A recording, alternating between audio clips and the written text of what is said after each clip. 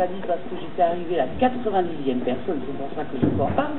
Là, je viens bien avant, parce que je me dis, je passerai, j'aurai un petit peu plus à manger. J'ai eu la chance, je pense un peu plus tôt que les personnes qui vont venir, qui vont s'acheter et qui vont les retrouver.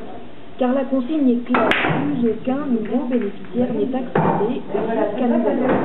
C'est la conséquence du mécanisme de la demande qui monte 15% chaque année depuis 3 ans.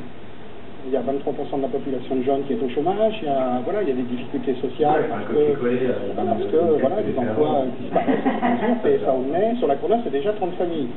Face à cette demande accrue, la tonne et demie de denrées distribuées chaque mois n'y suffit plus. Soit on divise par deux les colis qu'on distribue, soit, et donc on peut servir plus de monde, soit on est obligé d'arriver à limiter à un moment donné, pas de fermer, hein, on est bien d'accord, mais limiter le nombre d'inscrits et d'étaler ça dans le temps. D'autres centres en Seine-Saint-Denis risquent de connaître les mêmes difficultés et la baisse annoncée des aides européennes pour les plus démunis pourrait bien aggraver encore la situation.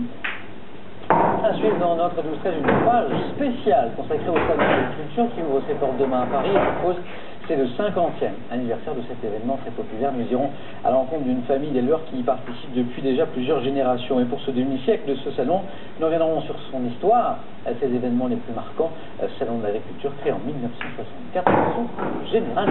Mais avant d'aller de bien belles bêtes, parlons d'aiguilles. Ces aiguilles, ces piqûres, des vaccins notamment qui font tant peur à certains membres de l'équipe du 12-13 par exemple, nous en parlions ce matin.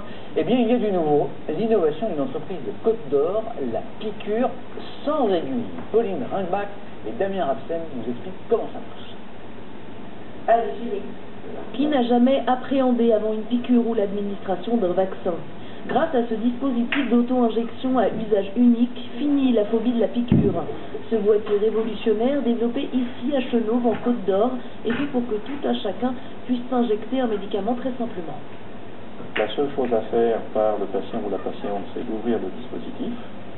Encore une fois, aucun bouton mystérieux n'apparaît et il suffit de positionner le dispositif sur le site d'injection, d'appuyer et l'ensemble de l'injection prend moins d'un dixième de seconde.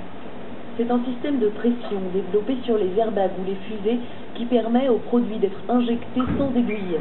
Une invention qui pourrait changer la vie de nombreux malades. Chez les Américains, il y a à peu près 10% d'aiguillophobes. Donc c'est des gens qui refusent carrément de se traiter en se piquant avec une aiguille. Donc ils préfèrent être malades que de se soigner. Et donc c'est simplement l'absence d'aiguille, c'est ce qui fait peur aux gens, même si c'est pas très douloureux. Et donc c'est l'atout majeur du système. Baptisé Zénéo, le boîtier peut s'adapter à de multiples médicaments. Il pourra être utilisé pour les traitements contre la sclérose en plaques, l'hépatite C ou encore pour les chocs allergiques. Chaque année, des une piqûre accidentelle dangereuse pour être évitée. Une fierté pour les employés handicapés qui travaillent ici. On a pris un contrat pour 2 ans avec Air France. Voilà.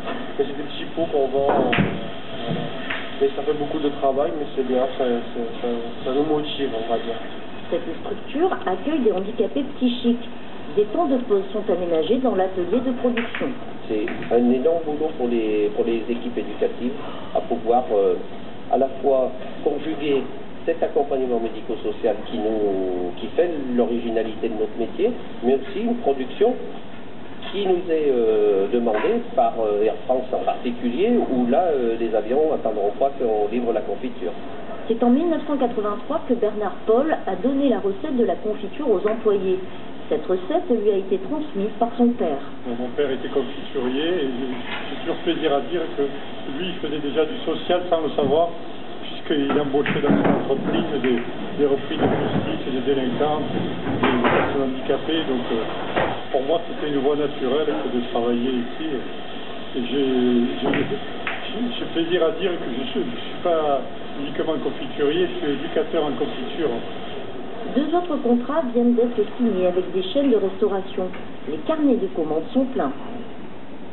Plusieurs manifestations d'éleveurs ce matin en France à l'appel de la FNSEA, notamment à Saint-Priest dans la Loire, des éleveurs qui veulent faire pression sur les supermarchés pour qu'ils améliorent l'étiquetage et la traçabilité des produits qu'ils vendent. Vous voyez les images de cette action ici à Saint-Priest. Ce, bien sûr, après le scandale de la viande de cheval, c'est dans ce contexte que s'ouvre demain à Paris, pour le grand public, le Salon de l'Agriculture, la grande fête du monde paysan. On va rejoindre Anne-Charline Lambard, porte de Versailles. Anne-Charline, bonjour. C'est un salon un petit peu particulier cette année parce qu'il fête son demi-siècle, c'est 50 ans.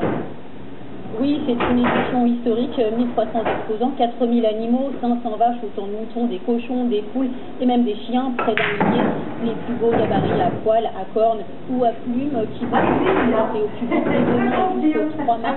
Alors derrière moi, il y a des millions d'habitants qui sont arrivés, voyager toute la nuit et pour elles, c'est pause déjeuner et ensuite douche avant d'être présentées. Historique, il y aura juste un timbre collector et aussi 2 grandes fermes reconstituées, l'une dédiée au végétal afin de promouvoir la production française, une autre à des fins pédagogiques où on verra entre autres une clinique vétérinaire high-tech.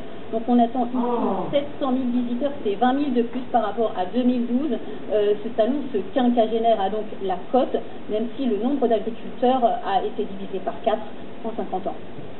Merci Anne-Charline Lambard, en tout cas des coups de marteau et de visseuse qui ne semblent pas déranger les paisibles bovins que l'on a pu voir derrière vous. Un salon qui est un moment important bien sûr pour les agriculteurs, encore plus peut-être pour certaines familles des Golville, qui dans la Manche, plusieurs générations qu'elles participent. Regardez ce reportage de Jérôme Bazin et Xavier Lepère. Allez, on y va.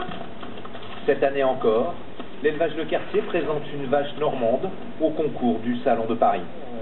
Aude la prépare sous les yeux de son père.